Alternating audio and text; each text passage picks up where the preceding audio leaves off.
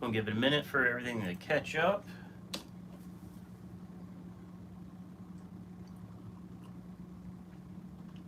Tim was the first one in the chat tonight. Tim, I hope you're doing well. Adele, Fish and Floral, everybody's starting to come in from OFR's live stream, and what a good live stream they had tonight. I hope everybody's doing well, and we'll talk about some new things going on around here this past week, and why I wasn't live last Friday, and yeah, so hope all is going well in your guys' neck of the woods. I'm going to start this off with, if you saw my last video on this tank, I was adding some new plants to it, and I found a baby L107 pleco, which is the brilliant bristlenose. That's the black guys with the white spots. It was a purely accidental baby. It's the only one that's in there. And I checked a couple days ago, no more like eggs or anything that I had found. But super excited. If you guys couldn't tell by that video, that's one of my bucket list fish to breed, and I got one baby. I really need them to produce some bigger clutches of eggs, that way I can get more babies, but it's a step in the right direction. So everybody that commented on that video, congratulating me and whatnot, thank you. I don't feel like it's like a full success yet, until I get them to produce more and more and more. But anyways, I did see a super chat already. I want to address that before I forget. Tim with the $5 super chat. Glad to see you back on live. We missed you last week. Yeah, so I will address that here shortly. And Josh even said something about it in OFR's live stream, because Big Rich mentioned he didn't see me last weekend. So yeah. Metalhead Prime with the $5 super chat said drinking word. I'm going to play with that tonight. I'm going to say the drinking word is pleco, just because I'm so excited about this thing that's behind me. So, good to see everybody here. Let's see, multi-tank addiction. Hi, Steven. I'll pose the same question to you. Filter recommendations for the 522 gallon South American biotope tank. My question, which I don't know if you saw it in the OFR live stream, I did try to answer your question over there. My question is, what fish are going to be in that tank? Because really, when it comes to a tank, no matter if it's a 3-gallon tank or a 500-gallon tank or a 58,000-gallon monster pond like OFR, the live stocking is what's going to depend. And it's really a multi-part question, because what fish are in that tank is going to depend on my answer of, are you going to have plants in that tank? That's my next question, because if you can't have plants, then your filtration needs need to kind of change. But if you got plants in there to help remove nitrates, then filtration is a little bit less of a concern. So I'll watch the chat to see what livestock's going to be in there and what kind of plants, if any, because it could be a monster 500-gallon tank of monster South American cichlids or something like that, and so plants might be a little bit different. But I will try to answer that to what my opinion will be. And just as always, guys, if you do have a question, just tag me at it and it'll highlight it, and that way I can see it a lot quicker. As I go through this chat, Metal Prime, once again, thank you for the super chat. Drinking word's going to be pleco tonight.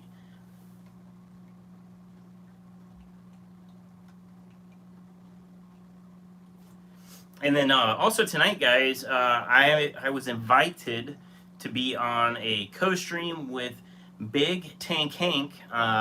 If you're not subbed to him, go hit him a sub. He is 700, almost 800 subs, so he's getting closer to that 1,000 goal that every YouTuber has. And his stream is at 10:30 Central Time, which is 11:30 Eastern, where I'm at. So still got a few hours to go. It's going to be a late night.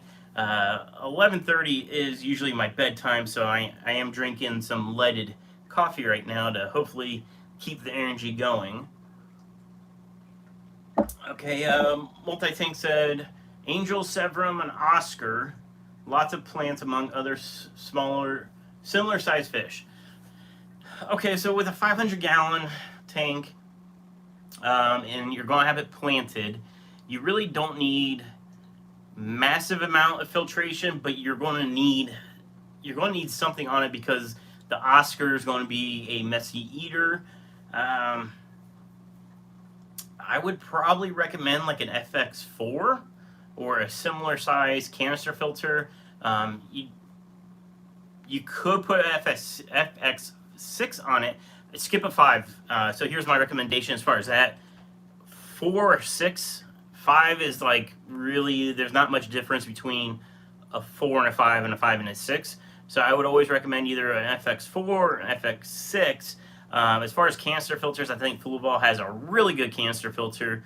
Um, some canister filters that I heard are good, but I don't know about because I never used one, will be like a Waze or a Siche, if I pronounce that correctly. But as far as canister filters, the Fluval is a really, really good choice. I have used this. This tank behind me has a Cascade canister filter on it, and my 75-gallon tank out in the fish or out in the family room has a Sun, which is like the generic Chinese brand that I've had since that tank started. No issues with that. The only thing with that canister filter um, is the O-ring. I did have problems with it resealing when I went to do like a 2-year clean out on it. So I would recommend buying extra O-rings and or using some silicone to lubricate them whenever you take that canister apart. Um, I'm not a huge canister filter person. I prefer using a sump. I believe if I had a 500-gallon plus aquarium, I'd probably sump it. The canister filter is the easiest method, especially for like room. You have a smaller footprint of keeping that filter. But I'm a big fan of sumps, and I have, what do I have? 5, 6. I have 7 sumps that I run, and that really allows you to maximize filtration. And there's other things you can do with the sump. You can put your heaters in the sumps. That way they're hidden out of your tank. If you don't want to have heaters in the tank, or if you have fish that might mess with them, which might not be a big deal. But I don't know. I'm a huge fan of sumps. So if you have the room for a sump, you could always hit a $1 per gallon sale. As far as sump sizes, I like long tanks for sumps. So I use 5 20 longs. I do have a 10-gallon sump on my fry rack system. That was mainly for space, but my flow-through rack has 5 20 longs on it that are sumps. And that's the go-to for me. You can put Madden filters in it. You can do like a poly pad in there for mechanical filtration. The one of my 20 longs out in the fish room has a trickle tray set up where it's got the drawers, and I can put media pads in there and pull these out and replace them as needed. So really, a sump that would be my go-to. If I were to do the 500-gallon, it probably would be a sump. And they're really fun to tinker with too. There's so much you can do with them. Metal Hub Prime with a $5 super chat. Glad is all well. Pleco, pleco, pleco, pleco, pleco, pleco, oh, and pleco. Well, cheers, guys. Thank you so much for the $5 super chat. I do appreciate it. Multi-Tank did say, I have a single FX6 right now. It ran my 300 without issue. Yeah, so honestly, if even though you're going from a 300 to a 500 plus, I still think a single FX6 would be fine for that, especially with plants. The key word is plants. That's really going to prolong your water changes, and any tank that has plants benefits in more ways than one. Obviously, it makes it look nicer, but the biggest thing is decoration. The fish feel more comfortable with plants. It helps eat. It's not just the nitrates, but it helps eat a lot of things out of the water column. But thank you everybody for the super chats already. That's awesome. Multi-Tank Addiction with a $5 super chat. Thanks for the recommendations. Need to get you on my Saturday stream sometime. Absolutely. Tonight will be my, I guess, first time somebody's reached out to me to go on their live stream, so I'm looking forward to it. I'm just hoping that I can stay, keep my energy up for another few hours. But let's talk about where I was last weekend. And before I get into some new things this week, I did make some more root tabs. I know I mentioned, it was 2 weekends ago, I made my own root tabs. You guys can see that. And as far as doing these as a product on the website, it's probably not going to happen. And I'll tell you why. I don't know how many root tabs are here, but let's say there's 20. It takes forever to make a root tab by hand. And they do make like machines and stuff that will basically mix all your ingredients together and pack it for you. But majority of those machines are for the bigger capsules. So I need to find them for the smaller capsules. If not, I even thought about 3D printing my own loading machine. But right now, if I had to make all these root tabs by hand, it would take forever. So right now, it's not going to be a product on the website unless I can find a way to make them a lot quicker. But I am testing on this tank, and we'll have to see what the results are before I could even go further along. Other products, if you are a email subscriber on the website, 614fish.com, I did send out an email right before I went live. Now officially on the website are the nano nets, as seen on Ohio Fish Rescue. These are the extendable nets, and I have one right here that's open that I use in this room. I keep one basically by room. So there's one here, there's one in my family room, and one in my fish room. But they do extend, and I just want to talk about this for a brief second. This is probably my go-to, one of my go-to tools in the fish room. I was going to do like a top 5 of my favorite tools, and I'll tell you why. So depending on where the tank is, if it's my fry rack, there's only this much room to get in and above the tanks because they're shelves. So it's really nice to be able to get in there and manipulate the exact length I need. And I use these for pretty much all my fish are nano fish or smaller fish, guppy sized. So this works perfect for that.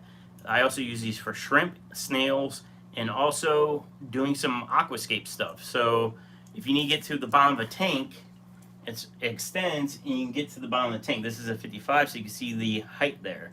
You can use this to move like rocks around. I use it more than just to catch fish. But these are now live on the website, and I actually was smart enough to save the link, and I'll post it in the chat if anybody wants to look at them. They're listed for $4.99 right now. At checkout, you can save 10% by using the discount code YouTube. So that's the first thing. The second thing is the botanicals are back in stock on the website, and I have the link for that collection. I was out of quite a few of them, and they're all back in stock now. There are limited quantities, so if you are looking to do some shrimp tanks or biotopes, botanicals are great for that. Let me post that link. There you go. The code, Patty said botanicals, is that the code? The code is YouTube. That's the discount code is YouTube, gives you the 10% off the whole website. As far as the website, I am not shipping fish yet. I knew it would be at least this part of the month, and we're still kind of waiting on the post office to catch up with the holidays and with like everybody having the flu and all that stuff. So hopefully here soon we can start shipping fish again. The Picta rainbow fish are starting to color up.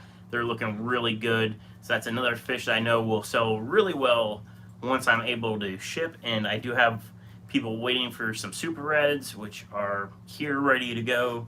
And yeah. Small fry aquatics. Is the net small enough to use on live brine? Um, I would say no. So I do have a separate net I use for brine shrimp. I would say that this is not small enough. Um, I'm actually hatching baby brine right now. They'll be ready tomorrow night slash Sunday morning because I just fed tonight. Um, they tell you to wait like 36 hours. I typically go 36 to 48 hours on my hatches to get the maximum amount of brine shrimp as I can get. So I just probably 2 hours ago restarted a new batch. So maybe tomorrow night, if not Sunday, I'll give it a try and see if these will work for live baby brine. But I'm going to say no.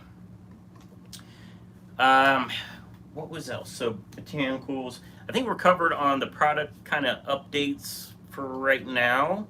Um, the other product that I know everybody's been waiting for is the 614 fertilizer. I will be bringing that back on.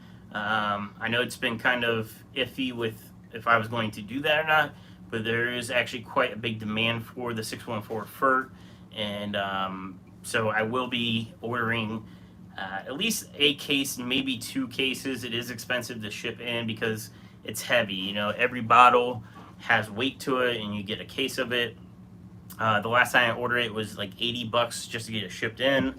Um, so we'll see. I definitely need to bring it back on, and I'm telling you right now, I will be getting more of it. We just got to figure out when. Okay, so let's talk about last week and where was I for the live stream? Oh geez, another super chat. Where did that go? Metalhead Prime for $5. You guys are not saying pleco enough. Pleco, pleco, pleco. Guys, did you guys see the plecos that are behind me? There's a lot of plecos in that tank. But anyways, I want to tell you guys where I was last Friday. And not to be dramatic about it, but I did get the Rona last week. I'll just tell you my view because I didn't really know anybody personally that got it. So, you know, you always hear crazy things, you know, statistics of people not making it through, and statistically, it's a high percentage of people who do fine, right? So I did get the Rona. I did test positive, and the reason I tested positive because I was getting symptoms of it. So I went and tested. So,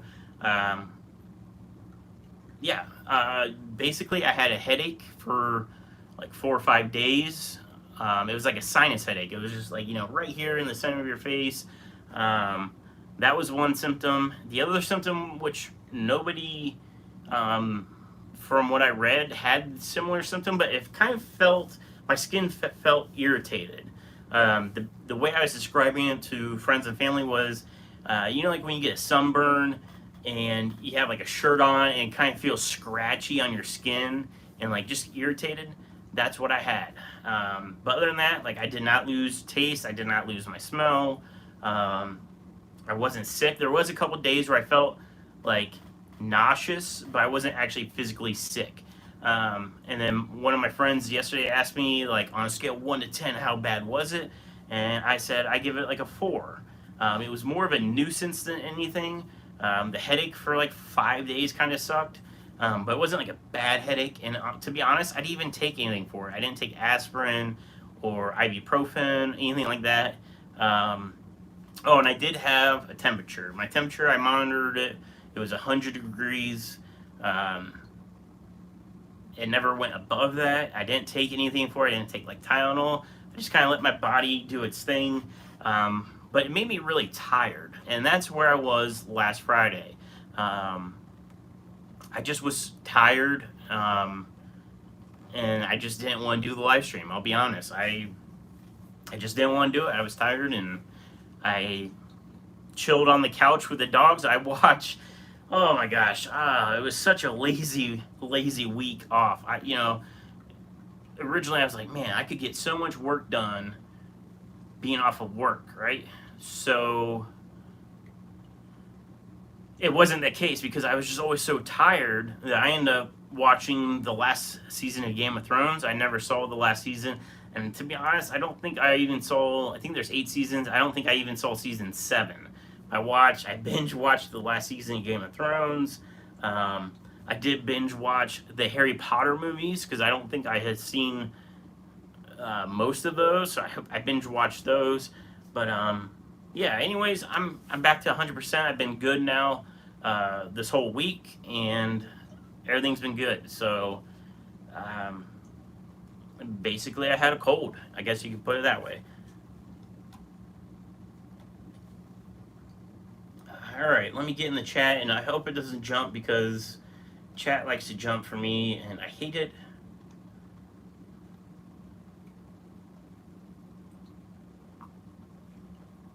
Fish and Floral says, I need one of those little nets to scoop up snails. Yes, it's awesome. And actually, I need to go scoop up some snails, so we'll take a little walk about here in a minute. And because I keep adding snails into Bruce's tank. And I think somebody did ask about Bruce. Bruce is doing great. I fed him actually before the live stream. He got some mysis shrimp. That's just kind of his staple right now is the shrimp. He's still a tiny little guy, but he's doing really well. But we'll use that net to go get some ram's horns out of the Blue Dream tank. Because that tank has really got too many snails in it. And snails are great with my shrimp tanks, but it's just too many now at this point. So I'm hoping Bruce, when he gets a little bit bigger, will help do a little ram's horn control for me.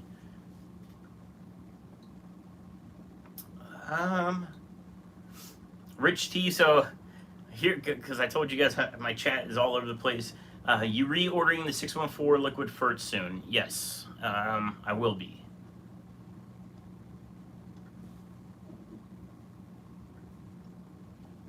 Rob W said, what are root tabs?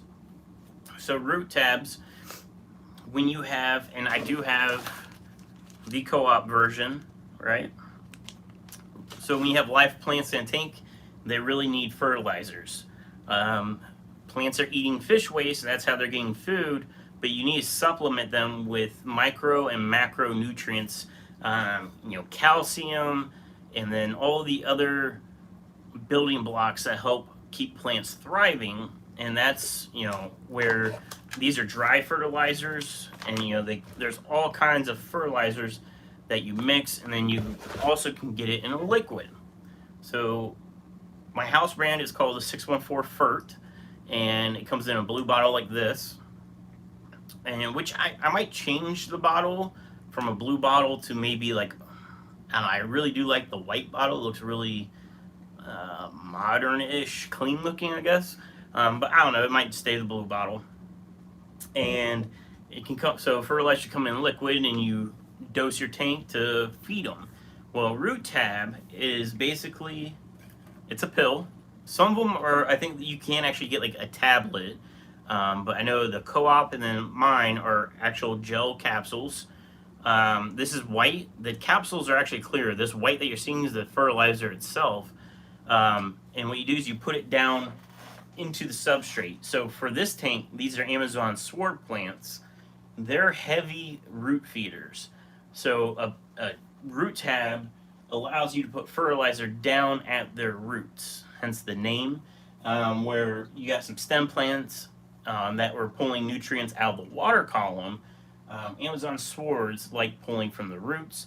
So all a root tab does is put the fertilizer down at the roots. So that's basically what root tab is. And if you guys saw the live stream, I did make like an analysis of the root tabs that I'm making, so I can test it, see how it works. If it doesn't work great, I can change basically the recipe, because there's percentages of fertilizer that goes into it to make up the one tab. So I'm working on that, and we'll see how that tests out. And it's going to be a few weeks before I see results, so we'll just keep going. But yeah, that's what a root tab does. Catching up, I hope. I hate super people with the 614 super chat. Thank you so much for the super chat. I appreciate it. Trying to see if there's any questions. Remember, guys, tag me at SC Aquatics if you have a question because it'll pop up easier. My mom gave me a $20 super chat. Thanks, Mom. Appreciate it. My parents are actually down in Florida right now, enjoying the weather, I hope.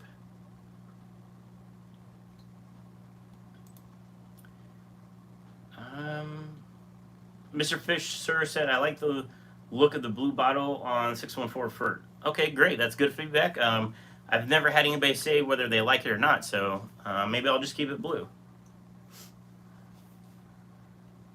But let's go use the fish net out in the fish room. We'll go walk, and I'm going to leave that one here because there's one out there.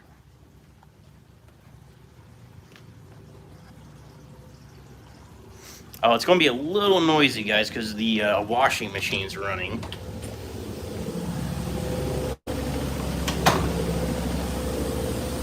So here's the net that's out here. This is my This is my original fish net from 3 years ago. It lost its color sleeve. But I won't flip you guys around, and I'll show you how we grab some snails.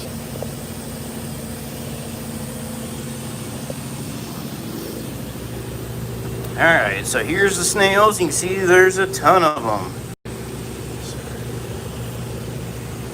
So you just take the fish net.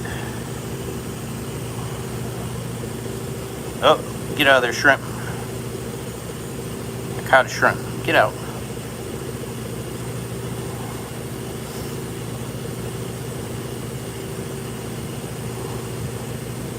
And then I just kind of shake them. And the auto feeder just fed as I came out here. Shake.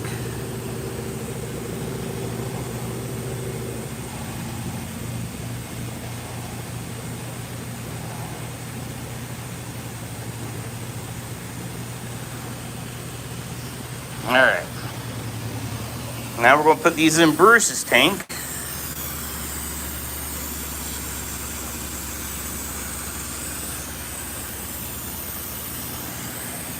And there's Bruce right there. And he probably won't eat these because these are too big, but I'm hoping that they'll start making little babies in here. He'll eat the babies. Actually, it looks like he ate one of them already. See that empty shell right there?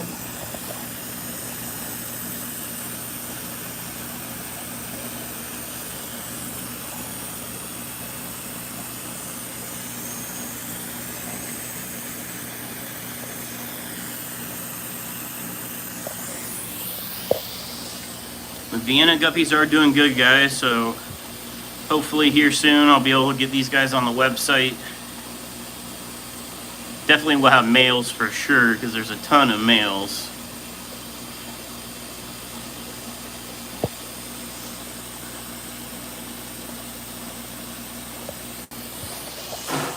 Alright, as I knock stuff over.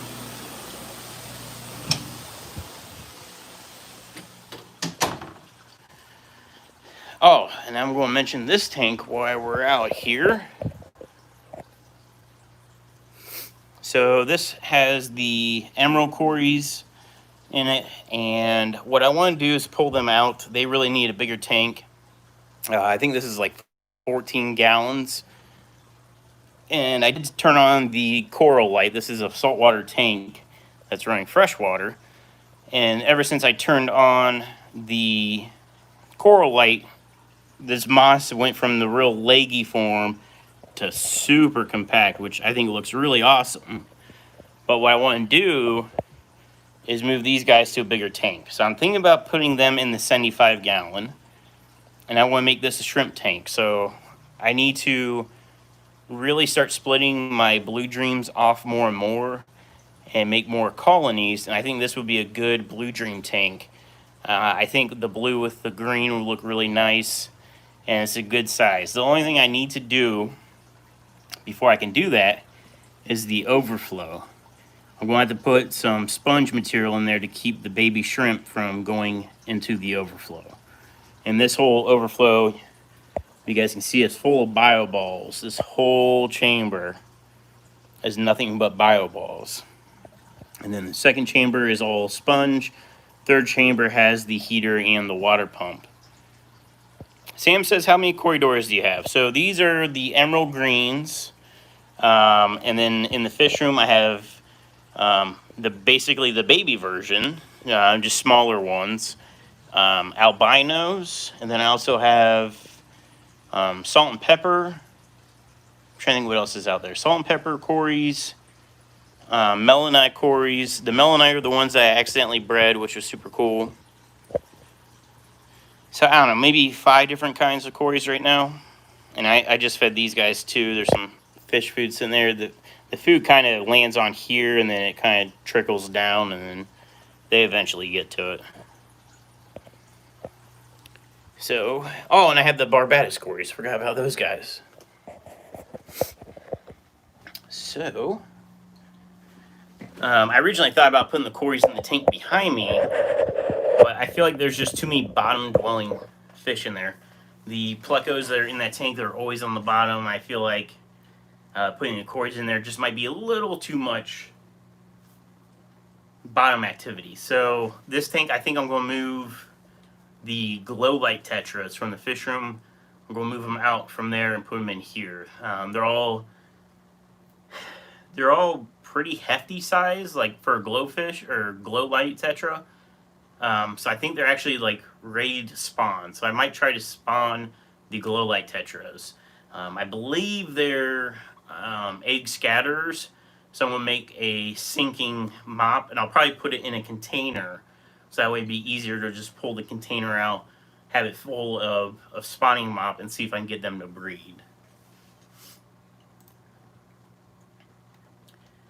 Okay, now that I'm back in here, let me get back in the chat. Metalhead Prime with another $5 super chat. Pleco times 20. Love you, Patty. Pleco, pleco, pleco. I think Metalhead Prime is telling you guys that you guys need to take a drink. But Metalhead Prime, you're killing it. Thank you so much. Metalhead Prime said, oh, that's what that net's for. Yeah, it's really, these were originally marketed for shrimp. And that's why I bought it, because I bought it when I set up my first shrimp tank. I'm like, oh, I need a shrimp net, which this is the net to have for shrimp, for sure. It ends up being so handy, and the handy part about it, and if my recommendation, and I only sell this style, is the square one. Don't get the round one, because a lot of the times when you're using these for fish, you're trying to pin them up against like the glass to get them out, and you saw how I just scrape the glass to get the snails. If it's round, you're going to have a lot of trouble trying to do that. So make sure you get the square one. This is the only one that I sell, because I think the round ones are just stupid, to be honest. Yeah. But shrimp, fish, snails, and I guess substrate, stuff like that, I use it for everything. If I drop something in a tank, I use that to retrieve it. The extendable handle is awesome.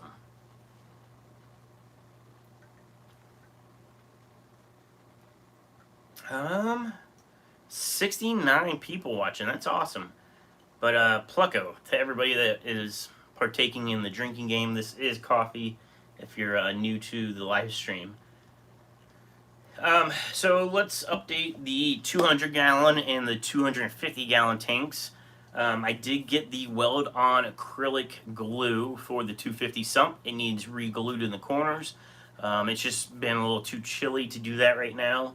And I'm not ready to set that tank up, but that's, the glue's here, so I can do that.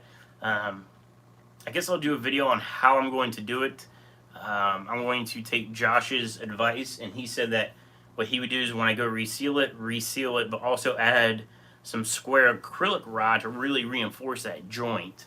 So I'm going to go ahead and do that at the same time. And then it's a rimless sump. There's no top rim to it, so I'm afraid it might bow out and cause an issue again. So I'm going to add a brace across the center and around the whole exterior of the rim. I was pressing out acrylic sheets, and acrylic sheet that's, I think the tank's 30 inches wide. I forget. I think it's 30 inches wide, but 6 feet long. A sheet of acrylic in that size is actually really expensive. So what I want to do instead is just buy strips. So I'm going to get 6 foot long strips, but I can get them that 3 inches wide or 4 inches wide, and basically just run a rim around the top of it. So that's what I want to do, is run a rim around the sump, which will be a tank, and then I can make lids for it out of like the twin wall polycarbonate. It's much cheaper. So that's kind of like the update on that. I just kind of holding off for a little bit warmer weather. The 200-gallon, you know what, I might do this tomorrow. The 200-gallon is just sitting waiting to go into the wall basically, but I can't do that until I insulate the garage. And you know, that's a whole nother project, and just kind of waiting for funds and stuff to catch up. Maybe tax return, I'll be able to re-drywall and insulate the garage, and then I can work on getting the 200 up and running. There's the 200's ready. The only thing I want to do is I want to repolish the viewing panel. It's, you know, the one front panel is the viewing panel on that tank. I'm going to go ahead and polish it while I have the tank empty. There's some really light scratches. I mean, if it's got water in it, you don't really notice it until like you kind of hit it at that angle, and then you can kind of see some light scratches, which is just from normal wear and tear of an acrylic tank. And this tank, you couldn't see through it when I got it, so I know how to polish the acrylic. So I'm going to go ahead, and it doesn't even need like sanded or anything, it just needs a polish job.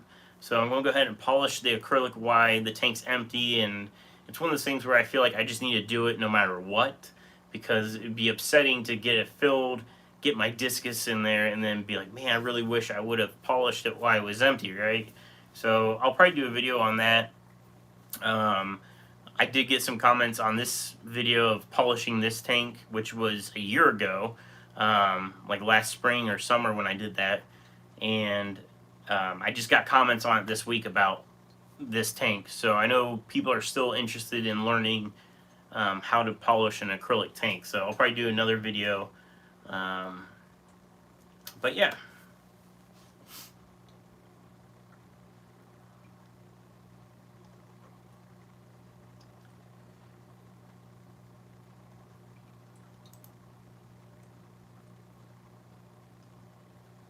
Scrolling up. Looks like some side chats going on, which is cool.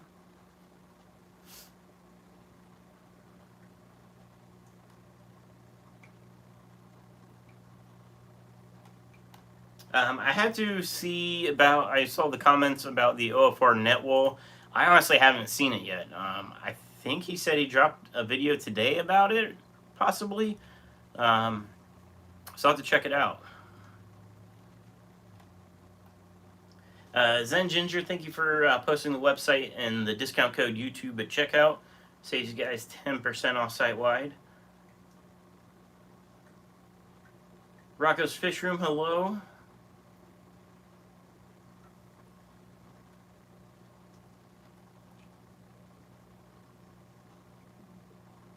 Alright, I think I'm caught up on the chat. If I missed a super chat, guys, I'm super sorry. I think I got them all. Possibly.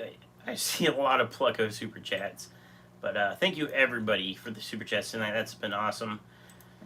Alright, so I'm hoping with this spring, once it warms up, you know, more OFR collab videos, I guess you could say. I did talk to Josh last week about a series of videos I want to do at OFR, which will be educational videos, not just the standard like videoing all their tanks like I normally do. I want to make out a series of educational videos, and my thought process is doing like almost like a species spotlight. Like, here is a tiger shovel-nosed catfish, and maybe putting in some B-roll of like a baby tiger shovel-nose. You can buy this fish for $18 or whatever. They, you know, but be educational of, you know, where do they originally come from? What do they, you know, what does their habitat look like?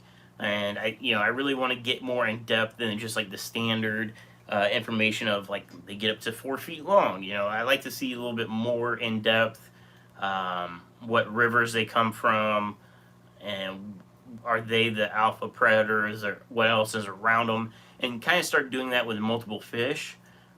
But having Josh put in his information that he has from keeping them, so it's got some factual information about the species, and then as a hobbyist, what can Josh and Big Rich put in as their information on that species, and doing it with multiple fish.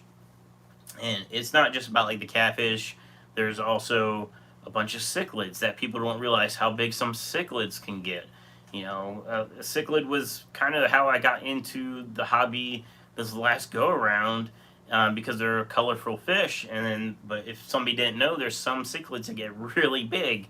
So and OFR has the tools I need to convey a message out, and it's really just going to be a series that somebody that's trying to research it for either their home use, or maybe they're doing like some sort of school project. They can search certain species of fish and then give them factual information and the opinion of a monster fish keeper like OFR. So that's kind of something I want to do this spring/summer. I'll probably borrow my friend's camera if I don't get a new camera by then, because I was testing out the last video, the New Year's Eve video of OFR I did was actually my friend's camera, and I wanted to see how well the video did, because at OFR it's kind of dim. Like it seems bright, but for photography it's dim. And I took his professional camera to see how it did, because I was looking at buying one, so he let me borrow it to try it. And it's probably not the camera I'll buy, but if he lets me borrow it again, then I can do more filming with it. But it really allowed me to get more low light video than my phone allows me normally.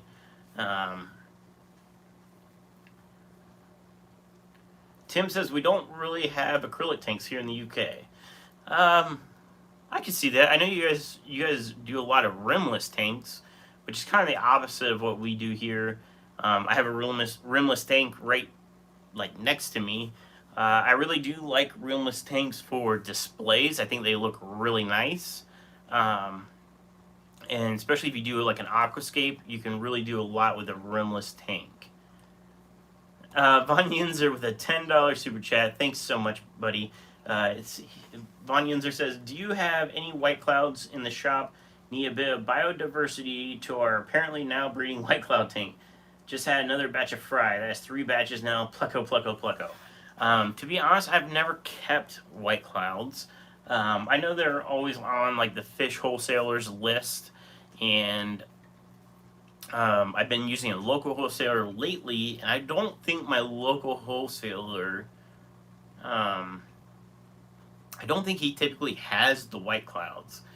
Because if it's something my local wholesaler has on his list, even if it's something I don't plan on selling, but it's like, hey, I know Von Yinzer wants some white clouds, I could always go and get them for you and then, ship them out. But I don't think my local wholesaler has them. At least not right now. My local wholesaler is like the old school brick and mortar guy, so he has the very, very, I want to say basic, but most popular things you would see in a local fish store from like the 90s and 2000s. All the very common cichlids. He's got a lot of tetras, but I don't think I've seen white clouds. I do not, but that's awesome that you've gotten them to breed, and hopefully they keep breeding for you. And maybe this summer fish clubs will do a parking lot like auction, or a parking lot meet and sell, wherever that's called, and you can make some money off of them. Anytime you can make money off of your hobby is a good thing.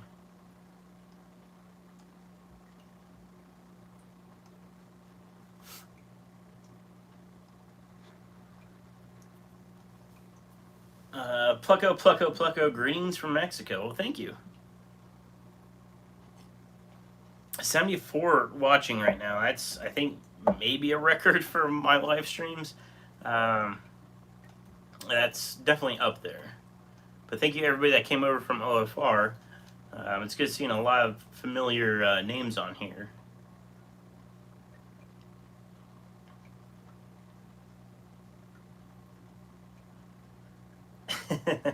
Metalhead Prime said, I'm not advertising anything here, but I'm working on something right now, and all I can say there's going to be a lot of Metalhead D Prime coming to the tube. That sounds interesting. Zen Ginger says Steven is the awesomest. He's always willing to special order for the fish fam if he can do so, especially if it's a large order. Yeah, I mean, if I'm I have no problem special ordering if I'm already ordering. I know I can get White Clouds for sure through my online wholesaler, but with that, like, I would need to order other stuff because there's always a minimum when I do a wholesale order online. So let's say I had to order $300 worth of fish, I would need to have like other stuff. But if it's my local wholesaler, there's no minimum. I can just go and hand select like I want those White Clouds, and that's no big deal at all. So if it's locally at the local wholesaler, no problem whatsoever. I can go get them. The local wholesalers where I get my albino and my green Cory Doras, the ones that are on the website, well, they're not on the website right now, so don't go looking. But the ones I normally sell are local. So I prefer local because I can physically see them before I buy them. And that's how I got those melanite Corys, the ones that I kind of accidentally bred in the tank. Um, I was at the local wholesaler, and I saw them, and they were like jumbo. I was like, these things are massive. Like, I have to get these. Same thing with diamond tetras. He had massive diamond tetras because online you never know what size you're going to get. They say minimum shipping size is half inch, and you get them, they're either half inch or they could be 2 inches. Um, and you know you don't know what the quality is going to be. I've had good luck and I've had bad luck. Luckily, one of my actual transship orders where I got the, I forget how many it was, like 300 cardinal tetras. That order was perfect. Not like a single loss, or if I did, it was like one or two loss. It was something extremely low. It was like perfect. And then I've had small orders of ordering like 30 of them where I lose half of them coming in, you know. So that's why I like the local guys, because I can see them and I know like these guys are healthy, or these guys are big, or these are small, or because there's a difference between big and small, and then small and healthy and small and like underfed. Um, but Dougie said, I have massive diamonds. I love them. Yeah, I got diamonds out in the fish room, and they're massive. They are big, and it doesn't help. I've been feeding them also mysis shrimp. So whenever I feed frozen, I do like 6 cubes. And I feed Bruce first, so Bruce gets his food, and then I take and I hit whoever I'm trying to like really, um, whoever I'm really trying to breed. So sorry, I got distracted by a message. Um, the Vienna guppies have been getting a lot of frozen foods because I'm trying to keep them breeding and pumping out babies. But I've been feeding the diamond tetras also, so they're being spoiled lately, and they're just massive. But I'm hoping I can get shipping fish again here soon because I got those super reds that need to go and like those diamond tetras, and I'm trying to not stock more fish other than stuff I'm getting locally to make room because I want to start breaking down the fish room so that way I can prepare to get everything out into the garage. So I'm trying to like empty some tanks out just to save on doing like water changes and feeding so many tanks and save some money that way because I was pricing out through Menards, which is my, I'm in Ohio, in Columbus. We have like our box stores. We have like Home Depot, Lowe's, Menards, and there's some smaller ones, but Menards is actually my favorite of the stores. So I was pricing out like new drywall or the plastic panels I want to do, new outlets. I was going to say wiring, but actually have a spool of wire, Romex wire for the wall. I already have that, so that's at least nice. But it's, to do what I want to do, it's going to be like $1,500, and then that doesn't count doing the heater. So I gotta get a gas heater out there. I pretty much have set my mind on using the same style heater that OFR uses. It's the gas heater that goes up on the ceiling. That's the best cost-efficient way to heat the garage. But there was one other method that I thought about doing, and I might end up doing both. So the gas heater, it's a forced air heater, will heat the whole room, no problem whatsoever. There's a second kind of heater, which is like a radiant or infrared heater that mounts on the wall. It's still gas, but what's nice is if there's a power outage, it still works. So it's kind of one of those things where I kind of want that, just for the fact if I lose power, the whole fish room will still stay warm, but it's not as efficient of heating the room up as the gas forced air heater. So I might do both and just use the wall as a backup, or have the thermostat set real low on it so it'll kick on if there's a power outage, because it always has a pilot light going. It doesn't have a blower on it.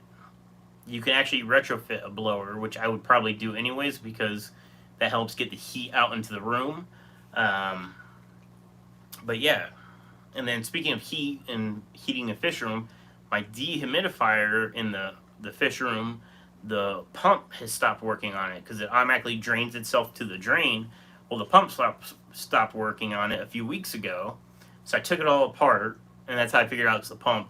The pump runs, and this is kind of a funny story for you guys. So the pump runs, but it's not moving any water. So I was like, all right, well, I'll just order a new pump. So I get on like Amazon, find a little 12-volt water pump that's tiny. It came today. So I go hook it up, and as soon as I hook it up, sparks shoot out of the thing. I was like, huh, well, that's odd. What's going on here? Maybe I have something in reverse. Well, I guess what I didn't think about was this pump. It's such a small pump. I thought it was a 12-volt DC pump. The pump that's in there is actually a 120-volt AC pump. It's just super tiny. I figured something that small would be a DC pump. So the pump I ordered was the incorrect pump. And it's weird. I took the pump itself. It doesn't have an impeller. It must be like some sort of linear, like a linear piston pump is the only thing I could think of. And everything's free, so I don't know why it doesn't work. Because I can turn it on, and you can feel the pump working, like the magnet's working, you can feel it moving, but it doesn't pump any water. And all the O-rings look good, I don't see any tears, so I'm not sure what's going on. So I have to revisit that and get it a new pump that's an AC power pump for it. But anyways, the reason I'm telling you this is that now that I have to manually drain that dehumidifier, it fills up in one day. So its container, I don't know the actual specs, but I'm guessing it's 1.5 gallons to 2 gallons of water. So it pulls 2 gallons-ish of water out of the air a day, and that's only in my fish room. I don't have that issue out here in the house because the house is really dry. The fish room's got a bunch of tanks in it. Most of them are open lids. If I put lids on every single tank, that would help with the humidity. But I don't want to mess with lids, feeding fish every single day and stuff like that. It's just, and I prefer the open tops, so that way I'm getting maximum amount of light transmission into the tanks to grow the plants, which would be like par value. I didn't want it going through layers of plexiglass, because if I did it, it would be that carbonate like twin wall. I'll just show you what I use. I don't want to buy like glass because it costs so much, but I'll show you the lids I use if you don't know. 9:22, so we got about 10 minutes before LRB comes on.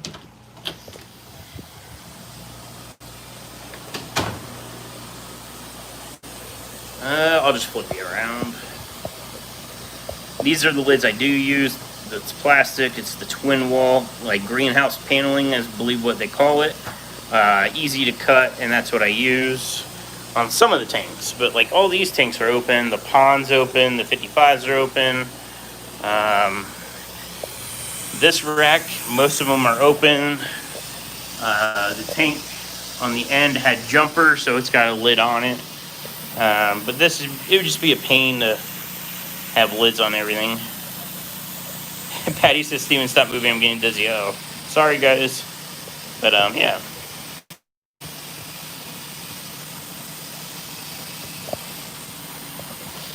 So,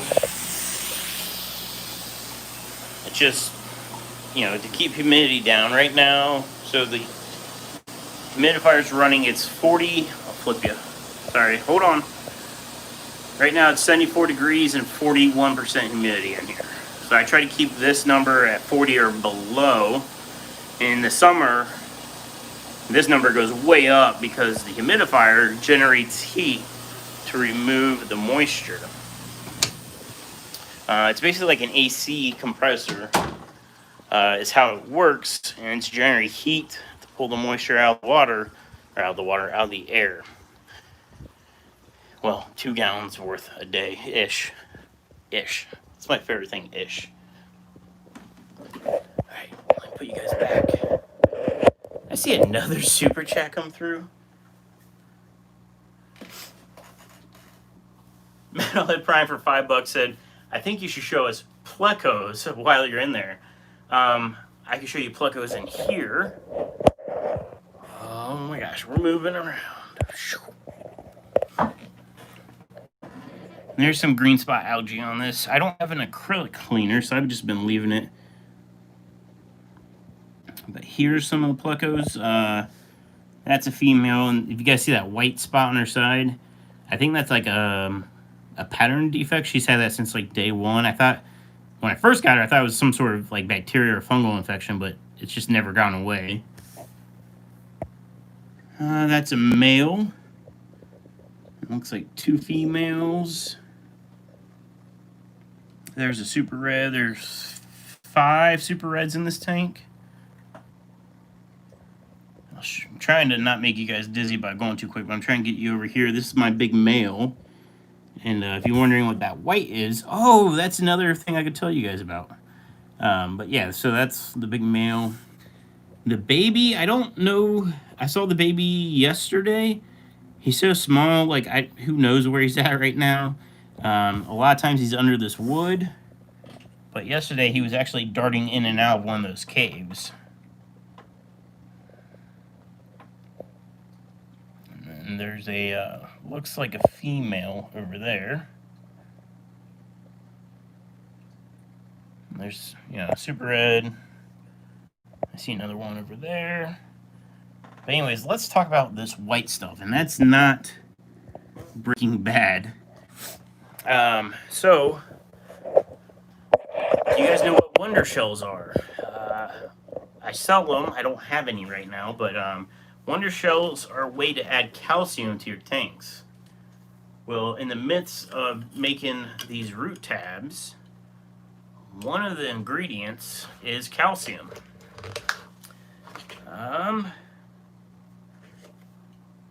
Let's try and see. Nothing really technical I can tell you there. But one of the ingredients is calcium. And what I found out is I basically made my own wonder shell, which it's not a fertilizer, it's a calcium block and some other trace minerals. But I've been thinking about making my own wonder shells. And what that's going to require me is to have a mold to be able to press the powder in, because it's just the calcium that's pressed under a lot of pressure to make the shape, which in a wonder shell case, it looks like a seashell. I wish I had some so I could show you if you haven't seen them, but I don't have any. Well, anyways, I have a press, so I need to make a mold, and I thought about doing like a mold of a fish, but I don't know yet. It might be too complicated to where it won't release from the mold correctly, but I want to 3D print the mold, and then I can use that mold to press my own, like, basically wonder shells. So that's something that kind of interests me that I might get into. Here's some of the calcium that I was playing around with. So that might be a future project of making like a 614 version of a Wonder Shell. And those are great for if you're just trying to add calcium to a tank, but not necessarily fertilize it for snails and shrimp, because snails and shrimp both need calcium for their shells or exoskeletons.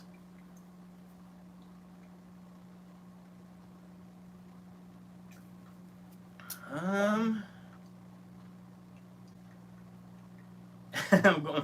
I'm going to go swimming in my fish tank after this drinking game, like pleco drinking game, like pleco.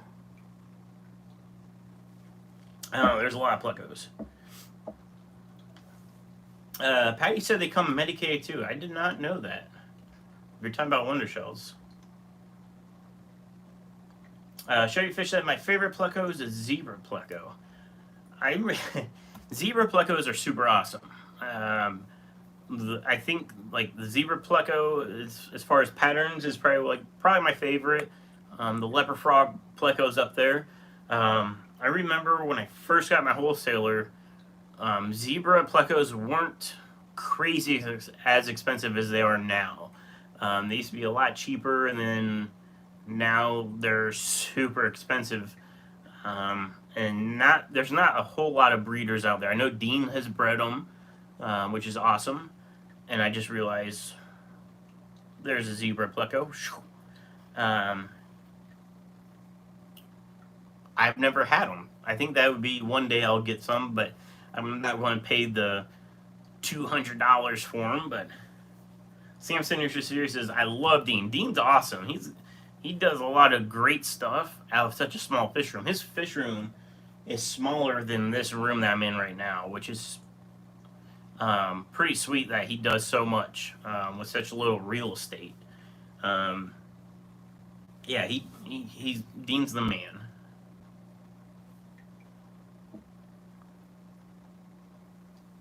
Zen Ginger has the 2-foot version of that Pleco plushie. Wow, 2 feet?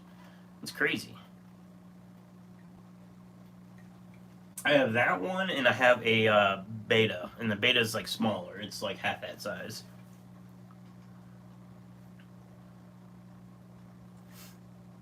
Metalhead, I can swim in mine, but Split has a lot of teeth. He's super friendly, but I'd be my luck he get hungry.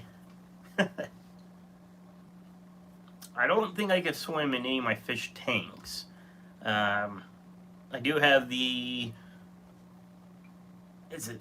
I forget the gallons on it right now. 500 gallons? Oh, gosh. I think it's 500-gallon pond. But, yeah. Seymour Fish Tanks, hello. How's the big metal tank coming along? Big metal tank? Like Metalhead Prime, or are you talking to me? Because I'm not sure what you mean.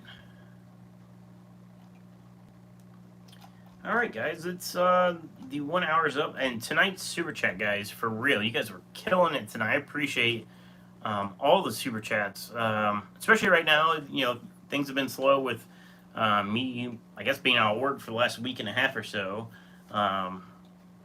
So yeah, I do appreciate all the Super Chats tonight. It was awesome. For everybody, if I missed them, I don't think I missed any, but if I did, I do apologize. Let me just scroll real quick. I don't think I missed any. Oh, here we go. Terry's Tropical Tanks. Can you explain why you would put bio balls in front of sponge in a sump? Terry, the quick and easy answer is that tank had nothing in that compartment. It was just empty.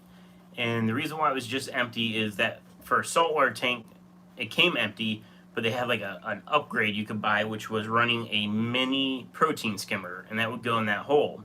Originally, when I had the salt tank, I had a bunch of pot scrubbies in it, just for more filter material and, you know, square inches worth of material, whatever. Anyway, I just saw LRB went live, by the way. I wanted to just add more material in there, so I had a bunch of those bio balls. Those bio balls have foam cores in it. Like they're hollow balls with like little pieces of sponge in it. So I had a bunch, and I was testing them as a product for the website, and that's a product that failed. Actually, I have some right here. Perfect. So they come in this bag, and let's say there's 50 of them. Open it up, and this was a product I was looking at bringing on, and maybe I guess I could still use them, but I don't know how well this is going to show up because it's dark, but it's a bio ball, and then in the center is a little piece of sponge filter. And can I open this? I don't think I can. It's probably like melted together. Well, anyways, testing products out, and this is from like 2 years ago. The reason I didn't like them is because they float, and that's why, like, for sumps, it didn't really work, except for if you put so many in it that they just can't float away. That's what I did. I just wanted more surface area for beneficial bacteria, and I don't think I've even taken them out to like clean them. Surprisingly, a lot of the detritus still gets past it, and the sponge is what really grabs the waste in that tank. But I do have them in that 14-gallon tank that you saw with the emerald greens, and then my fry rack system with the 10-gallon sump. There's a compartment with a bunch of these in it, and what I mean by compartment is I have Matten filters that are vertical like this, a bunch in a row. I also have media pads in there, but in between two the Matten filters, I have a bunch of those bio balls, and I'm just purely using it for surface area for beneficial bacteria. But they float in the sump, which is annoying, which is why I didn't put them on the website. Now, if you put them into like a canister filter, sure, they'll stay in there, but the problem is if they float and it's not densely packed, I'd be afraid of them kind of like always banging around and making a noise inside of a canister filter. So that's the main reason I never list them for sale. I just use what I bought around the house, because I have to buy stuff in bulk to test. So it kind of sucks when a product, I guess, fails. But I get to use it around the house, and that's what I had, and that's what I went with.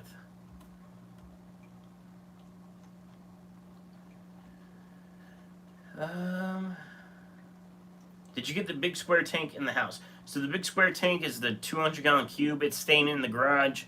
The plan is still to cut a hole in my wall and put the tank in the wall, so that way I view it from inside the house, but physically the tank will be in the garage. Terrace tropical tanks, so your sump has no mechanical filtration. All my sumps have mechanical filtration. If you're talking about that little 14-gallon tank, it has the sponge filter as mechanical. The fry rack has media pads and Matten filters as a mechanical filtration, and then the sump system out in the fish room has a drip tray system with mechanical filtration, and then it's got 5 20 longs hooked up together as its sump. The first 20 sump is a settling chamber, so all of the water goes through media pads as a mechanical filtration. And then once it drips through all those trays, it hits a settling tank. So that first 20-gallon tank is just a settling chamber. So all that means is that the water hits that tank, and it gives it time for any particles to basically fall to the bottom. And then you can just siphon out that tank. And then the water moves to the second sump tank, which has plants. It still acts as like a settling chamber because it does get detritus in it. And then it zigzags to the next tank, with plants, which is removing all the nitrates out of the water. And then the last sump tank, which houses the pump for the return, also has a Matten filter as a kind of last mechanical filtration before the pump takes over.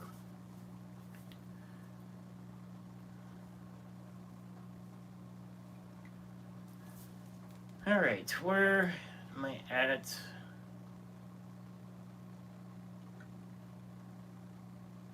Ginger said, "Don't forget to become a member." Okay, bye. See ya, Zen. If you're taking off. Oh, yep. Have a good one, Zen. All right, I think I got caught up on everything. Oh, here we go. Another super chat.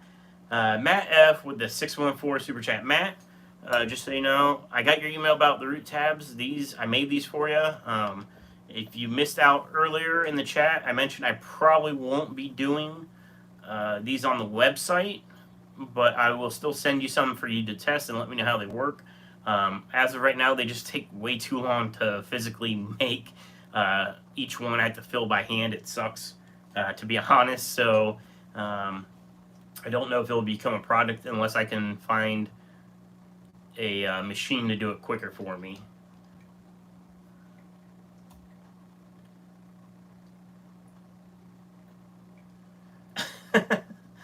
SC, I love you, and there's absolutely nothing you can do about it. Well, I appreciate that. Oh, man. Von Yinzer, oh shoot, am I still able to be a beta tester for them? Von Yinzer, yeah, I can make more. I just won't be able to make them on a scale to sell them. Sam Signature Series says, at SC, your idea for a 40-gallon breeder. Idea of what to put in a 40-gallon breeder tank as far as like fish. I've never had a 40 breeder. I feel like a 40 breeder is a really, really good tank size as far as footprint and also the gallonage of it. I'm a small fish kind of person, so I feel like you can fit a lot more fish into a smaller tank versus like bigger fish. I mean, I feel like with a 40 breeder, that'd be a good size for a community tank. And with the footprint of it, because like I got 3 55-gallon tanks, and they're nice display tanks, but I like footprints. 20 long is probably my favorite tank that I have. A 40 breeder is just a bigger 20 long, right? I think it'd be a really awesome community tank with quarry doors on the bottom with like a sand substrate, and then a top dwelling fish, maybe some like rocket killifish for the top, and then getting midwater celestial pearl danios, or strictly midwater pretty much. They never, at least in my experience, they never go to the top and they really never go to the bottom. Or you can do like glow light tetras. They'll go to the surface, but they like to be in the middle of the tank and towards the bottom. There's so much you can do with a 40 breeder. I would probably do like a smaller community fish, and yeah, probably community fish smaller. I like to have a lot of fish in a tank because I think it's more fun to watch than having like one fish. This tank's killing me right now. It's only got the 3 rainbow fish, but it's a breeding tank. But like I said earlier, I am going to move probably those glow light tetras. Those glow light tetras are super awesome, and don't get them confused with glow fish. They're glow light tetras. I don't know. There's something about like that orange stripe on their side that just is really awesome to watch. And it's another fish that you need to have like a dozen of them at least. And you get them kind of schooling together. They're pretty sweet. But I think I'm gonna move them over here.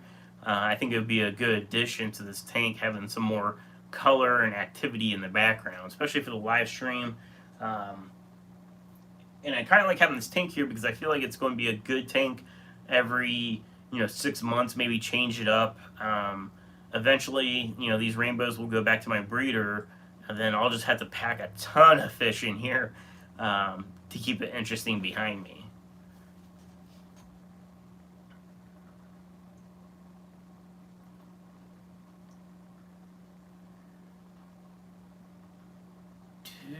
Let me see where I'm at. Matt Reed, opinion on pre-filter and sponge filters. So sponge filters, I have sponge filters out in the fish room. Pre-filters, as far as if you're talking about like having a pre-filter on like a hang-on back or a canister filter, um, more is better, I guess would be the way to say that. Like I have no problem with pre-filters. Um, I have intake sponges. There's actually like a box behind this tank full of them.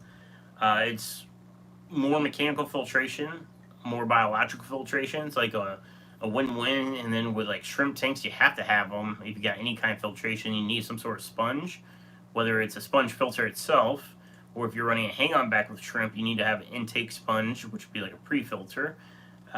Sponge filters are great. There's basically two kinds of sponge filters though. There's fine pour and then there's coarse. Fine pour is like what I sell. It's like Hikari brand. Um, Aquatop is another one that's similar. And then you got your coarse, which would be like the Aquarium Co-op branded ones, the green filters.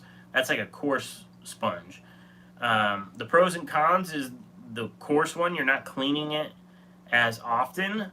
But the negative is the coarser the sponge, and this is with Madden filters or sponge filters because it's all the same thing. The coarser it is, the less debris it's going to remove out of your water, like the less finer debris it'll remove out of your water.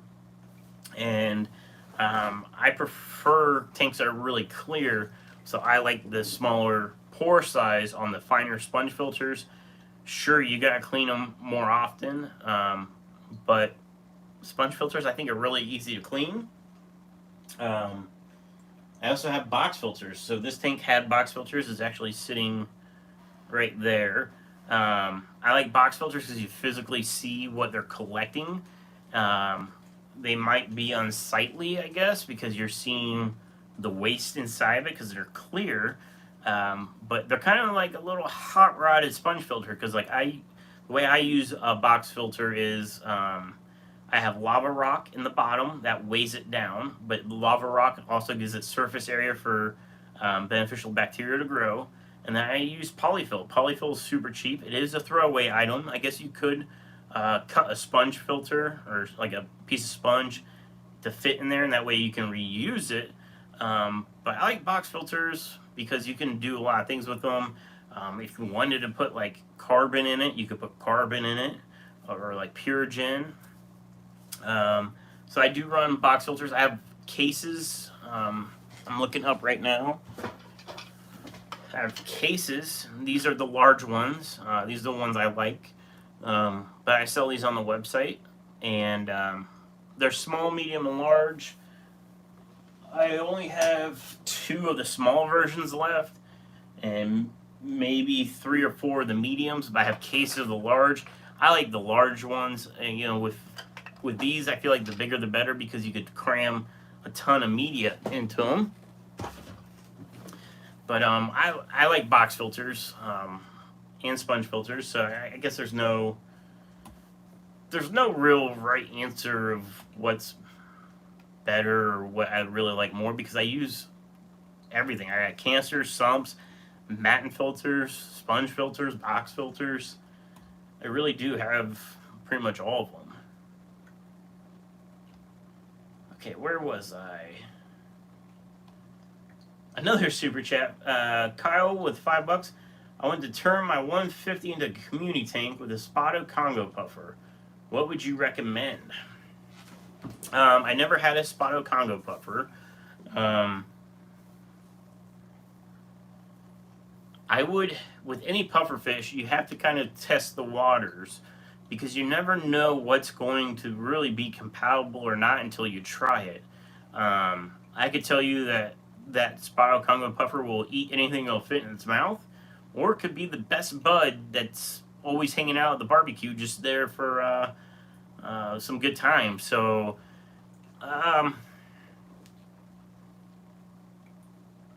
what I want to do, I guess, what I would do with my Fahaka puffer with Bruce is my thinking on him is once he's into a bigger tank, he's right now in a 29, but he's tiny, right? Once he's big enough and requires an upgrade, he'll probably go to a 55 next. And then once he outgrows the 55, then the 250 will be probably his final home. Um, I'm thinking giant Danios. They're fun to watch, and they remind me of rainbow fish, like their size and body type. Super hardy fish. Giant Danios are super hardy, but they're fast and they're constantly swimming, so they're fun to watch. The only thing is it's not only just because they're fast. You have to watch out because maybe because they are fast and constantly swimming, it might stress out a puffer. If a puffer, because you don't really know the personality, um, he might seem super lovable while you have him like by himself if you have him yet.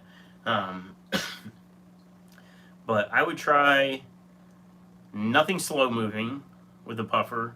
Um, like probably nothing with like frills on it. Like I would stay away from diamond tetras because the males get the real long fins. I mean, you could try them; they're pretty active, but I honestly would probably do like a Danio. And then there's a lot of like, don't let Danios throw you off thinking that that's an entry level fish, like whatever. There's some really pretty Danios, like pearl Danios are really pretty. I'm a fan of zebra Danios, which is like the most common Danio you can locally pick out.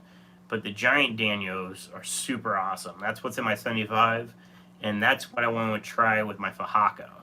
Um, and I'll have to see how they do. It might be one of those things where I put it in and it becomes a fish massacre, but until I try it, I don't know.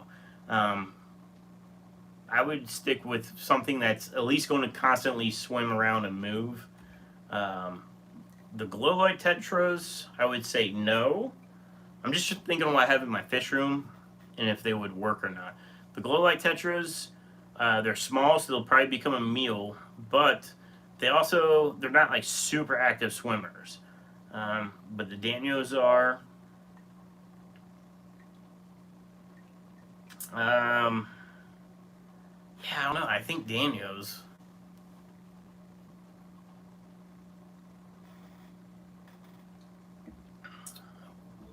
Um, yeah, I would start with Daniels and go from there and see how he does. And if he does fine with them, then you can try more fish. But hiding spots, that'd be another thing. Line of sight breaks. If you got plants in there or some sort of rock decoration, the more stuff that's in there will help break his sight from other fish, and he'll feel comfortable and hopefully doesn't eat everything in sight. IHSP said at SC, I was in the middle of writing you the email I mentioned earlier. My son alerted me to a pregnant female that just started hiding about 2 hours ago, so I had to get her set up in the nursery. Pregnant female what? I missed. IHSP let me know pregnant female what? I had to get her set up in the nursery. Makes me think of like a cat. You talking about like a cat or something or a dog? I missed it. Sorry. Sam Signature Series says giant Danios are right. They are super. They really are super awesome. Mrs. Metalhead Prime said pleco. You could definitely put a pleco. Well, okay. I'm not gonna say definitely because my fear with a pleco is plecos are fairly sedentary, so they're sitting around. The puffer might see that as a chance of taking a nip. So I would still try to get stuff that constantly move. Geek Boy said, I like the Waze filters with the heaters built in. All but my quarantine tanks are display tanks, and I don't like having too much in the tank. I am the same way. I do like the fact that Waze canister filters have those. I think that's an awesome thing. I know that they got some flack from Corey and Co-op for that because Corey saw that could be as a negative of that O-ring leaking over time, or you accidentally busting the heater. The O-ring I could see for sure, and maybe over time leaking, And then as far as busting it, I'll be honest with you guys. I'm a terrible person when it comes to keeping canister filters clean. I kind of set them and forget them. That's why I really like box filters, because it's a visual reminder, like, hey, clean that. I did clean the box or the canister filter on this tank. I did do that video. That's mainly because I wanted to see how much sand was in it, because this black diamond substrate was so cloudy. I wanted to see how much sand accumulated. But my Sun filter has only ever been apart twice, and I've had it, oh, 4, 5 years, somewhere around 5 years. It's been apart twice, and one of the main reasons was, the first time was I forgot about the thing, like just never paying attention. I'm like, oh yeah, I need to probably clean that out, and then it leaked on me, so I didn't want to ever touch it again. And then I was like, all right, I really need to clean it out again, so I bought the extra O-rings. I like canister filters because they're hidden really well. Like this tank's running one. You know, you can. What's nice about the black background, the black intake and return tubes, is that they're very well hidden. This tank had box filters in it, which I just took out because I want this as a display behind me, and I don't know if I like it without it. I'll tell you why. Because the other nice thing about box filter or sponge filter is it's an air stone driven filter, so you're getting a lot of oxygen being put back into the tank, which is great. But the other thing is, as soon as I took those out, I'm getting the protein film on the surface, which from this angle doesn't bother me because you can't see it on the video. But if I'm looking at it, I can see the protein film on the tank, and it's just another maintenance thing that if you want to keep it like super crystal clean, you have to do. And the easiest thing I can do is just take a paper towel and kind of dab it at the surface, and it'll absorb that protein film. But I don't want to do more maintenance if I don't have to. And with that box filter, that's just one maintenance thing I don't have to do. And I know not that, now not running box filters and seeing the dirt build up, I know I'm going to neglect that canister filter. It's got a lot of biomedia in it, so it'll be fine. But I don't know. I just like box filters. I really do. Yeah, IHSP also said email is on the way also. Pull up my email so I don't forget to check it.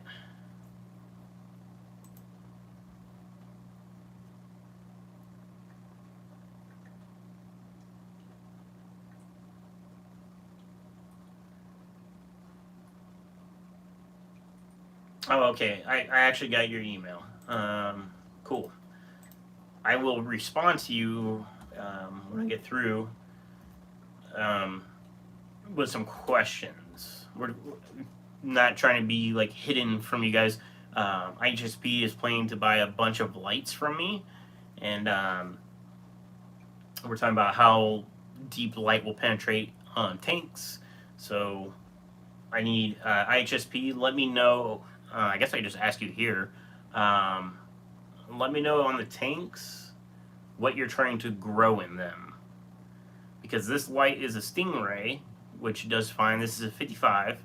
It does fine, but if you're trying to like do a massive planet tank, I don't know if one light would be enough. But cost-wise, my favorite planted light, hands down, is the Fluwell 3.0. But they're super expensive. You could buy 2 of these Phoenix lights for the price of 1 Fluwell light. Now, for swords, 1 Phoenix light is fine. It does everything I need it to do. But if you're trying to do like some crazy planet tank, I would recommend getting the Fluwell light over the Phoenix light. But price-wise, the Phoenix light's really good. Now, from experience, me messing up, they tell you make sure you don't get the Stingray lights wet. Guess what I did? I got them wet. And what happens is, it's still working. Single LEDs start going out when they get wet. And I'm glad only a few have gone out versus the whole bar. But the way this thing got wet, with those box filters, there's not a lid on this. The box filters were spraying water, just little drips, right? Well, over like 3 months, those little drips add up. It's putting moisture onto the light, and eventually the LEDs fail. And I remember Corey from the co-op talked about make sure those don't get wet, and he was right. I don't have that issue with Fluval lights. They're sealed way better. And to be honest, my axolotl tank had a Fluval Nano light. Let's actually go look at it. I took it apart. I came home and my mount broke, and the whole light was inside the axolotl tank. The whole thing. I came home and I was like, why does that tank look weird? It's like glowing. Well, it's because the light was on underwater. Was not expecting that. Well, anyways, I got it in my hand. Here's the Fluval Nano light. You can see I took it all apart. It was working underwater. I pulled it out. I turned off the power, pulled it out to be safe. And what happened was, water still got inside of it because it's vented. The Nano light makes a decent amount of heat and it's got vents. Water still got into the housing. Well, I let the water sit in there for a couple weeks, and then when I went to go use it to like see if it still worked, it lit up, but it was really dim. So I took it apart, and these are not meant to come apart, by the way. They are like glued together. I broke the crap out of this thing, but at that point I was like, all right, it's a busted light, but I still want to see, like, can I tinker with it? So I busted the housing. It's a metal housing on the back. The inside was plastic, and it's got, I don't know if you guys can see this. It's got these vents that helps dissipate heat. Well, this thing was submerged underwater, so water got into the vents and eventually got behind this board. I would say it was probably in the tank. It could have been in the tank overnight, and I didn't obviously see it. And the lights don't kick on until 11 a.m. I came home after work, and that's when I saw this thing was on underwater. And I was like, ah, crap. So anyways, I'm getting sidetracked. These lights were really dim, and I noticed, like, if I kind of touched the board, they would get brighter. So I think it's got a connection issue. And to be honest, I haven't tried it since it fully dried out, so I should go try it now to see if it's better. If not, I want to try to get this board apart and see if there's like corrosion on the back side of this, and if it's something I can fix. If not, it's not Fluval's fault that the mount I made broke, and their light was underwater for a while. But I still think the Fluval light is really good. They're just expensive. They are expensive. That Nano light, I think, is like $88,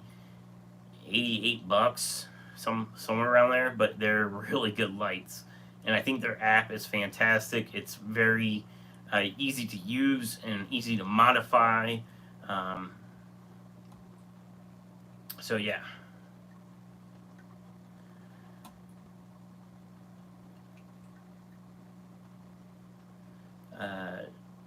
Dougie says, Fluval 3.0s are my weapons of choice.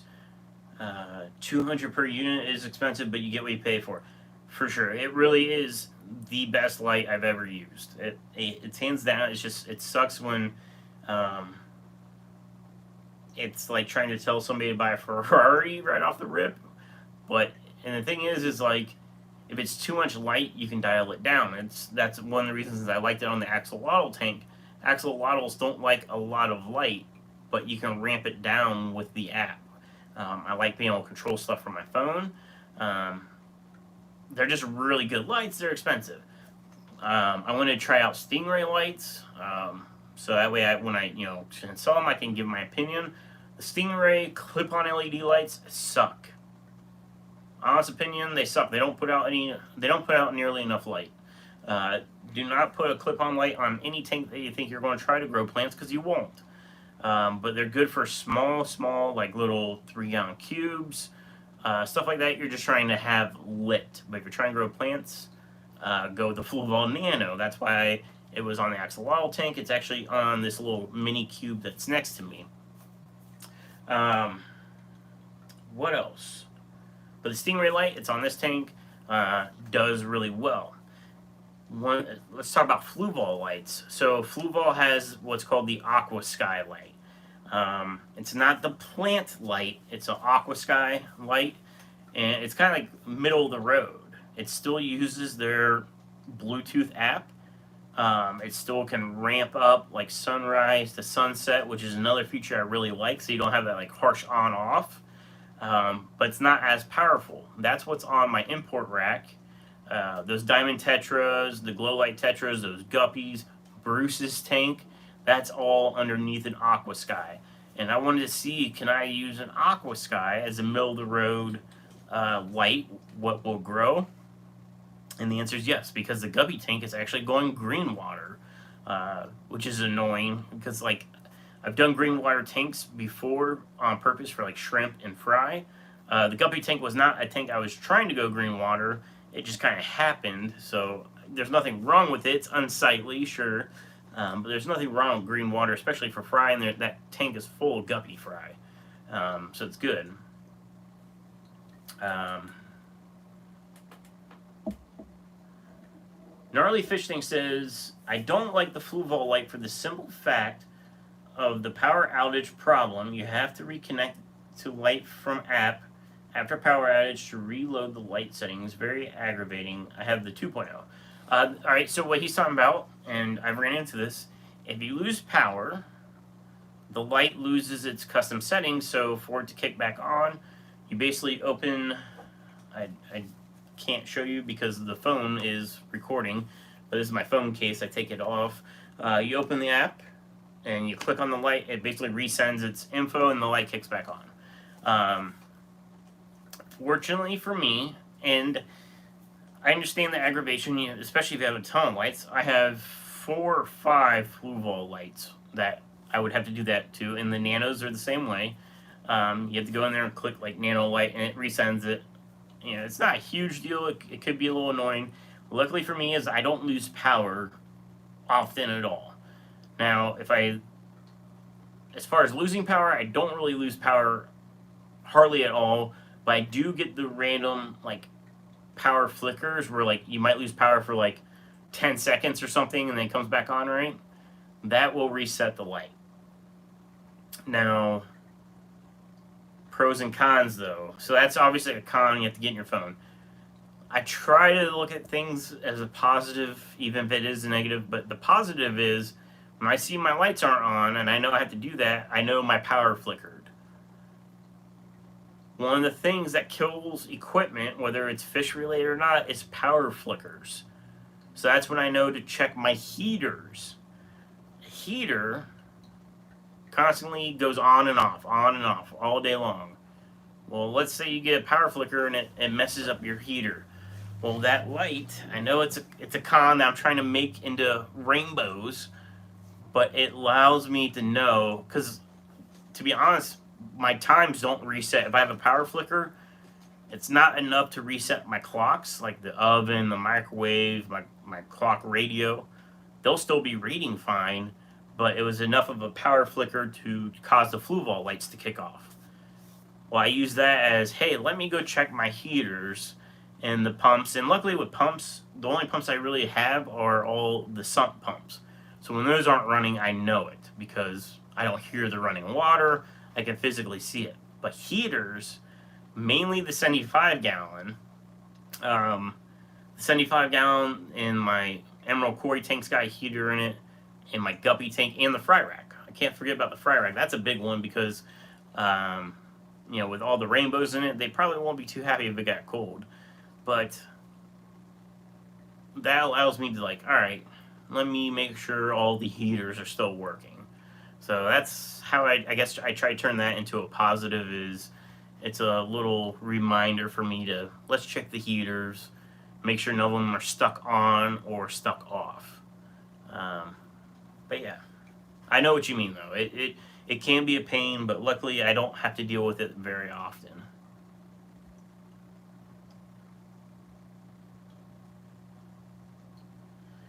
Scrolling, I'm not sure where. Man, this chat is killing me.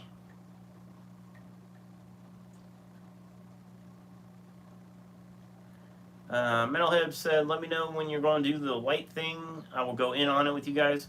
Alright, so Metalhead, since I know you're interested in that, and IHSP is interested, I might do an email once IHP lets me know whenever she's ready. We were talking previously, it was probably going to be like a tax return thing, which is when I'm going to buy a bunch of stuff myself. I'll probably do an email and I'll say, like, look, guys, I'm doing a Fluval, or not Fluval, but Phoenix order. Is anybody wanting to order lights? And then I can also put out there, like, other Phoenix products, because they do have the planted lights that I don't keep, because I feel like if somebody asked me for my honest opinion as far as a planted light, the Fluval 3.0 is my go-to recommended light for sure. And then if you're looking for a light that will grow stuff, but is not going to kill you, then it's the Stingray. Mail, do email out to all the email members. I think we're like 200 members on the email list, which is really cool. Like, look, I'm doing a group order, you know, and that's going to have to be a prepay thing, I think, because I'm afraid if I do that and I have 100 people say, yeah, I want 4 lights, I'll never see it and I'll end up ordering like 1,000 lights, then I'll be screwed. So I'll probably be like, all right, this is the pricing. If anybody wants them, PayPal me, you know, wherever you want, and then I'll order them in. Obviously, I have to make sure that they're in stock, which I believe the Phoenix wholesale website shows if they're in stock or not, or if they're like available.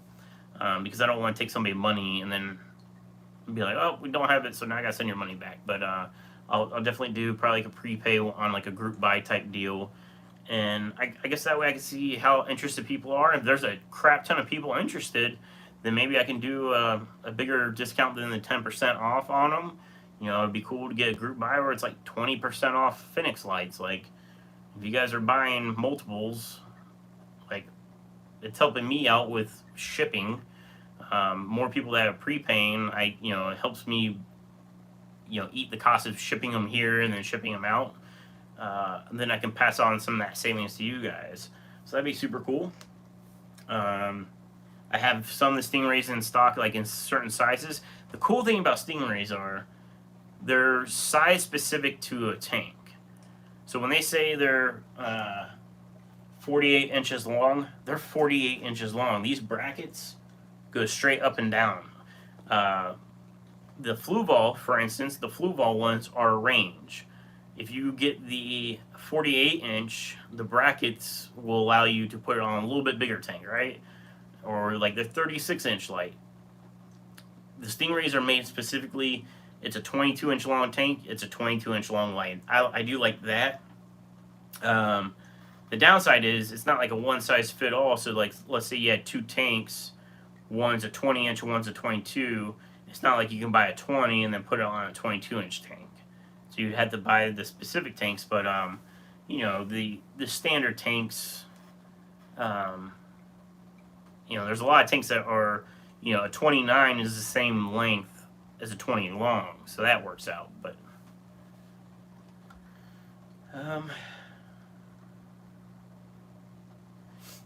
IHSP said all my tanks have glass lids. Shouldn't that help avoid the water issue? Absolutely. I could have avoided the water issue with this if I didn't have the box filters when they were out to here. That's when they were splashing up. But there's plexiglass that runs like built into this tank, like from here over. I ended up moving the box filters into the corners, and it was fine. You just don't want them being splashed with water. So that was a lesson learned. The light still works. It's just got some lights out. It's actually on this end over here. But yep. Sherry Fish said, wow, no electrocuted axle oil. No, they're doing good.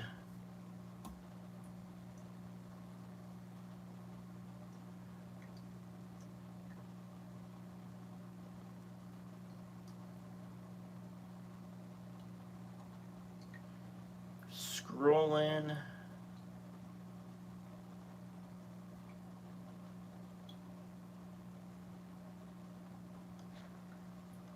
I think I'm catching up, maybe?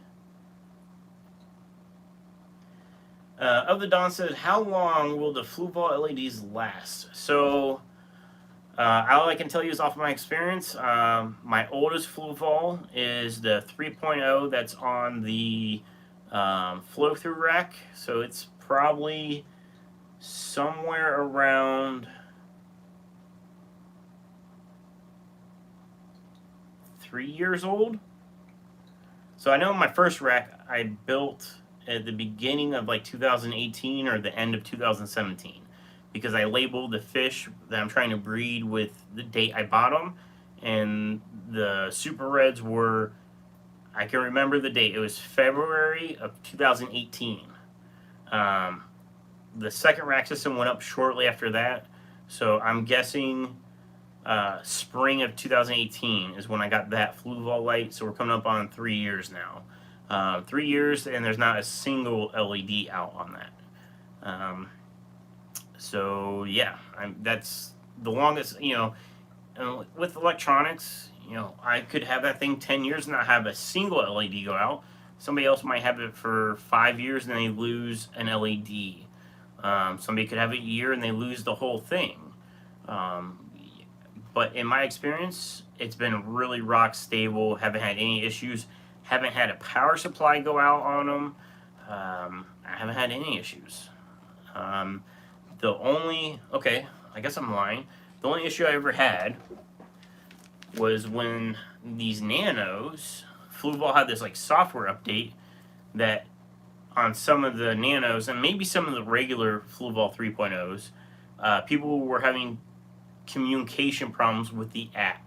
That was since long fixed ago. That was like a 2-3 month window where they had an app issue with certain phones trying to talk to it, but they soon fixed it. But as physical hardware, haven't had an issue. I might have killed this nano from it going submerged in a tank on accident. But we'll see. I'm going to tinker with it and see if I can revive it. Because my thought process was, even though I busted the crap out of this thing, this could be a cool project if I can save the LEDs. But we'll see. I just want to take it apart and look at it too. I like building my own stuff, so maybe one day I'll build my own light. Like, who knows? We'll see. I could 3D print like a housing, and I can do my own circuit board. I actually have a software that designs circuit boards, and it could be a whole nother rabbit hole down the road. But my next project I want to do is I want to make my own wonder shells. So that's what I'll probably focus on at least this spring, is making my own wonder shells.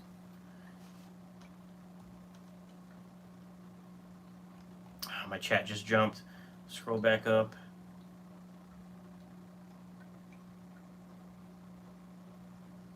Okay, I saw that question. I answered it.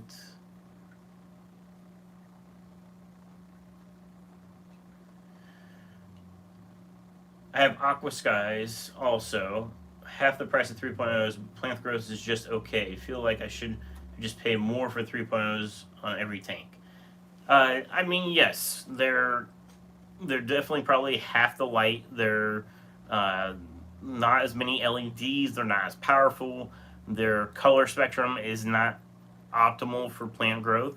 The Fluval 3, if you're trying to grow plants, the 3.0 is the way to go. And like I said earlier, if it's too much light, you can dial it back. But that's the thing, is it's like, if you need the power of the sun, you can have it. But let's say if you got some Anubias, that's all you have, you can dial it back. I like being able, and the other thing you can do is you can control the temperature of your tank. So if you want it warmer feeling, you can kick up the warm lights and knock down the cool lights. If you want it a little bit more, what's the word, but more like saltwater tank looking, a little bit like that brighter, crisper white, you could do that. I feel like the Stingrays are more of the crisper white, where the Fluval, when I have it really dialed up, like when it's kicking. If you guys saw that pearl weed, I get a lot of comments about that pearl weed that's floating and it's growing immersed. It's really bright green. I have that Fluval running at 100%, and it's kind of a warmer light, but I like it. The Fluval 3.0s are super sweet. They really are. It's one of those things where like once you have it, you're like, okay, like it was expensive, but it's totally worth it. Salt. I mean, if you want to talk about lighting and pricing, saltwater people get crazy with their coral lights. You know, when you start adding a bunch of Kessels to a tank, like a single tank, it doesn't make Fluval 3.0s look so bad.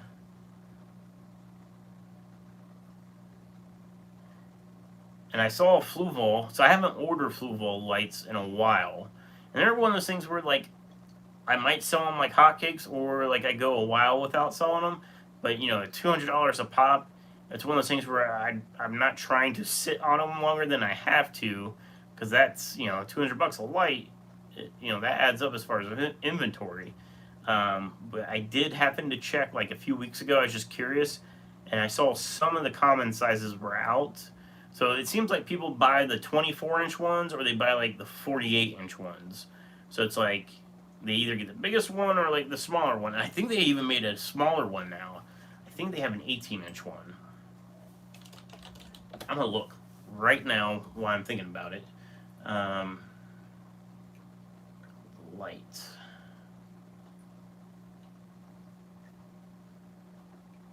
Fluval. Okay, it's not on here. Okay, so just I might as well tell you guys in case you're interested. The nanos they don't have, which is the small. This is the nano light out of stock. They do have the 24-inch, and here's their ranges. Like I was talking about the ranges because their brackets slide. 24-inch to 34-inch, they do have them. The 36 to 48, they're out of, but they do have the 48 to 60-inch, which is the most common size one I was selling.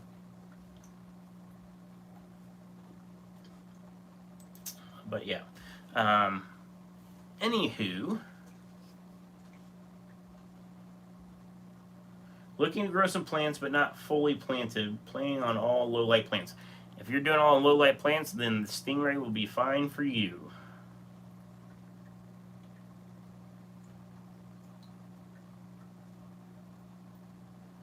At SC, are your lights on a timer? All but 2 of my lights, I think. 2 or 3 of my lights, or everything is on a timer. I hate having to turn lights on and off. The Barbados light is not on a timer, and the Fluval like 25 gallon, because it's like a built-in like light. It's like a soft touch button. It's not on a timer because when it loses power, it defaults to off, which is a pain in the butt. So I can't run a timer on it.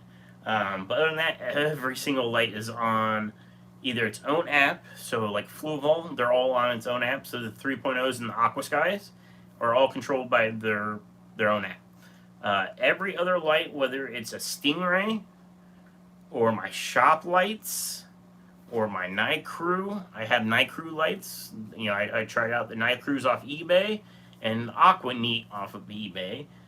They all are on my Wi-Fi timers. So they're all controlled still through my phone, but they're on Wi-Fi smart switches. So there's a smart switch behind this tank that controls that Stingray. I just realized the light's out, so maybe somebody asked about that for that reason. But yes, I'm a pro Wi-Fi smart device user. My sump pumps are all on Wi-Fi switches, so that way if I have an issue, I don't have to like try to get behind a tank to grab a plug. I can just hit my phone and turn off the sump pump.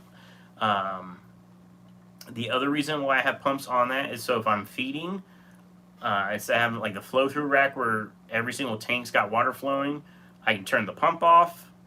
Well, that's a bad example because it's got a button on the side of the rack that does the same thing. It's got its own feed mode. The fry rack is the best way. Fry rack, I can turn the pump off of my phone, feed the rack, and then 15 minutes later, kick the pump back on. It's just awesome having everything on smart devices. I can control everything from my phone. Makes things a lot easier. I think the next coolest gadget I think would be a Wi-Fi fish feeder. So I use the like aquarium co-op fish feeders where it's the old school pegs. It's like an old school light timer. Every time the peg hits the little button, it feeds. Um, you could feed it 24 times a day if you wanted to, or I guess it's in like half an hour increments, I think. It's a half an hour? I think it's a half an hour, so 48 times. Anyways, I think it'd be cool if it was Wi-Fi to where I could like feed all the same every tank at once. Be like feed all tanks, and every tank would just start feeding. Or instead of having to deal with pegs on every single one and setting the time to whatever time it is, you could just do it all through a phone. That would be super sweet. And I think with a phone, you don't have as much mechanical stuff going on. You don't have that timer ring because like the co-op, it's got like the second hand and the minute hand and the hour hand or whatever. You don't have that with the Wi-Fi. It would just be a signal like feed, feed.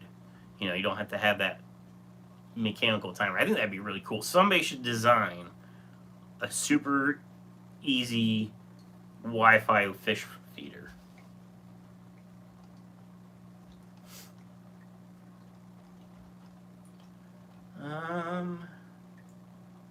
Where am I at?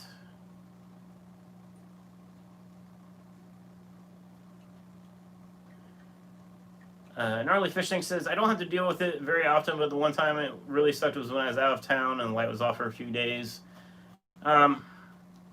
Yeah, I guess luckily it's probably better that the light would be off for a few days versus on for a few days, because if it's on for a few days and you're not expecting it, you could end up like me where I end up with green water or, an algae bloom, something like that. I would much rather have a tank dark for 3 days than permanently lit for 3 days, because especially like when the fish are sleeping, I feel like they do need that light cycle. I do run one of my lights in the fish room 24 hours a day, and that's on the sump, and it's got the plants in the sump. That light never turns off. It's on 24 hours a day. I think I did a video on it. It was at least a year ago about running that light for 24 hours. It used to be on a timer, and then I was like, all right, let's see what happens if I leave this light on for 24 hours a day. And it turns out the plants just grow like crazy. So as long as there's nutrients, I looked at it as plants do fine with the 24-hour lights. But I'm sure there will be people that argue with me on that. But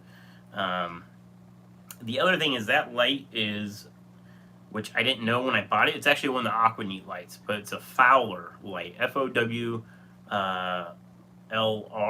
It's fish only with live rock, which I didn't know what that meant.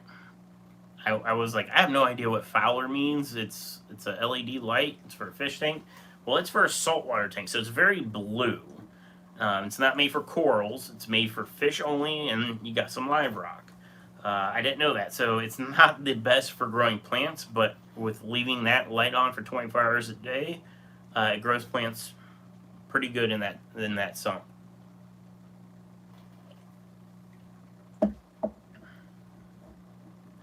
Mr. Fisher says, Steven, is there a budget planted light for 29-gallon you would recommend? If it comes to a budget light, it's the Stingray. The Stingray does really well. Steve Campbell said, where can I find purple harlequins? You know what? I don't know if I've ever seen a purple harlequin. I'm not sure. I would check out maybe Aquatic Arts to see if they have anything like that. I have regular harlequins, but I don't have like purple ones.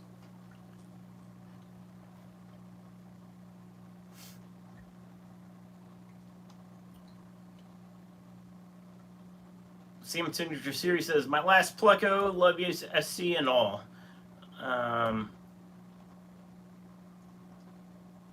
Sam, if you're taking off, it was good seeing you tonight.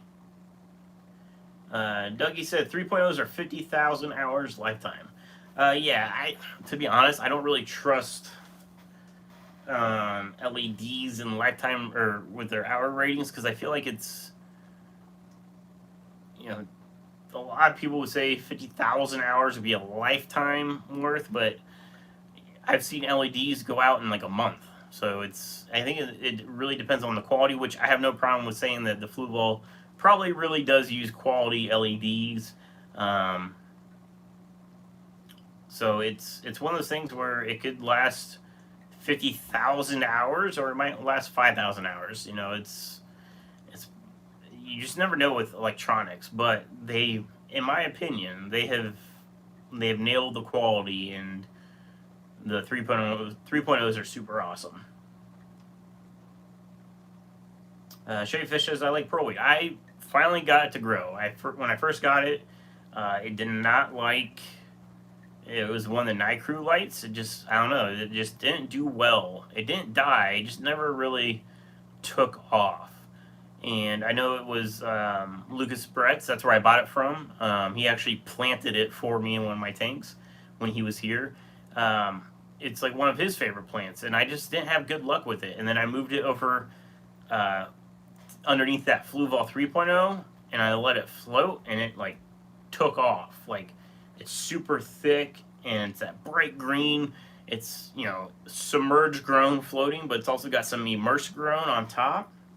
It's like two different plants, by the way, which a lot of plants are completely different, submerged grown or emerged grown, but it really is. It's awesome immersed grown. If you can get a little bit of it to grow on the top of your tank, it's really an awesome plant.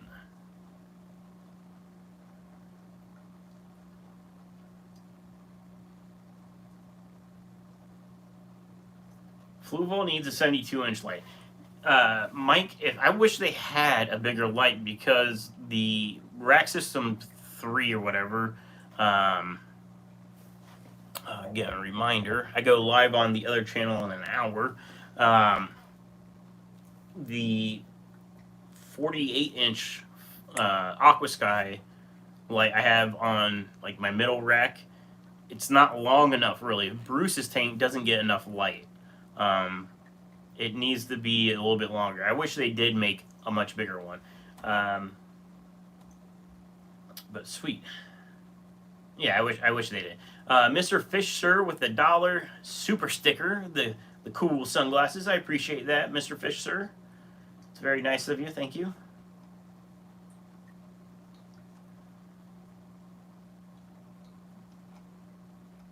My chat just jumped forward. Oh, I didn't go far.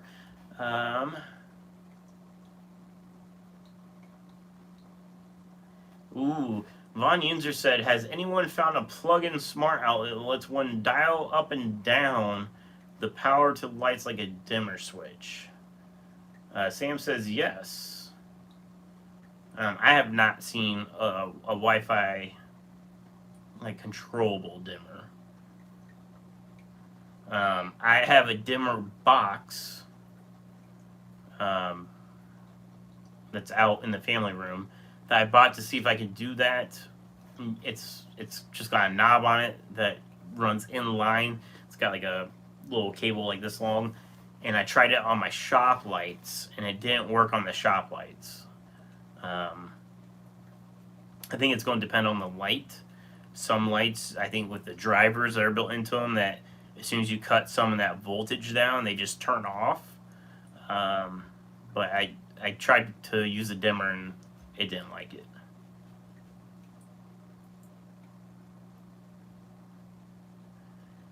Rob said, I think T5s are great for plants. I have never used an old school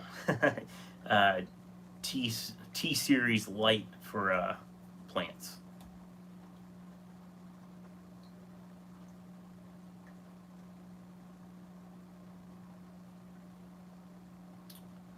IHSP posted a link for a Wi-Fi feeder. Huh. So right off the rip, that feeder itself, that's an Eheim feeder that somebody ripped off. That's what that is. But it's got Wi-Fi control, so that's pretty cool. But yeah, that's for sure an Eheim feeder that they slightly changed the black housing on. But the Eheim feeder is an awesome feeder. But that's pretty cool. I wonder how well it works. 55 doll hairs.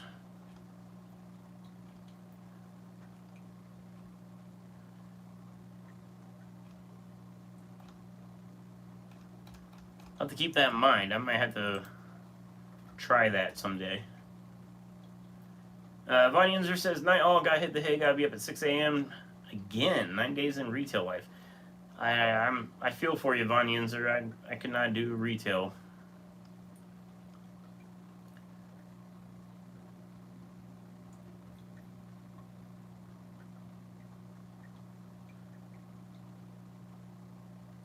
Where am I at? Rob W, any reason why you haven't gotten like a Wi-Fi feeder? I didn't know they had them. Sam Senator Sears said Eheim feeders are best. They really are a good feeder. Kind of expensive, but they're good.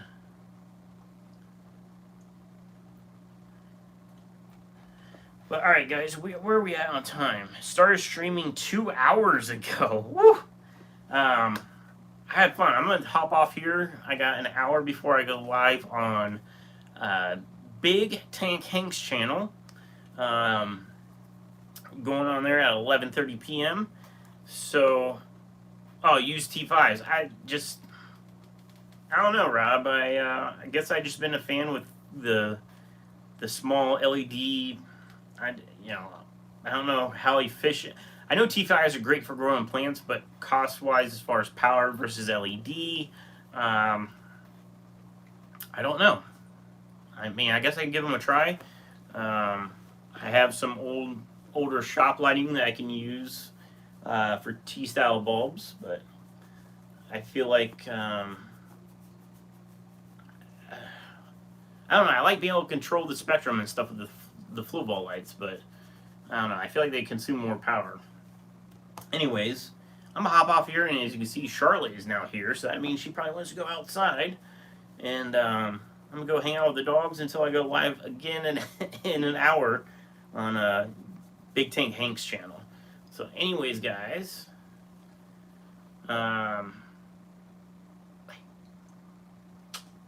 thank you so much for all the super chats tonight, guys. I really do appreciate it. It's gonna help me out a lot this month, and I hope everybody stays safe, has fun, all that fun stuff. And I will see you next Friday. And I'm trying to think if I have any like words of wisdom or anything. I don't think so. I just want to say thank you guys again for all the super chats and for hanging out. I saw we were at like 75 viewers or something. When I end the stream, it'll tell me like the peak viewers, and I think it was a record tonight. So I appreciate every one of you, especially all the returning people and my moderators, Chevy Fish, Zen Ginger, IHSP, anybody that I missed that I can't think of right now. In my members, Metalhood Prime's a member. Thank you so much, and you were doing all the super chats. Like, thank you guys so much. I really do appreciate all the love you guys show me, and yeah, I appreciate you guys. I'll see you next Friday, if not before, and yeah, so keep tanking along, guys.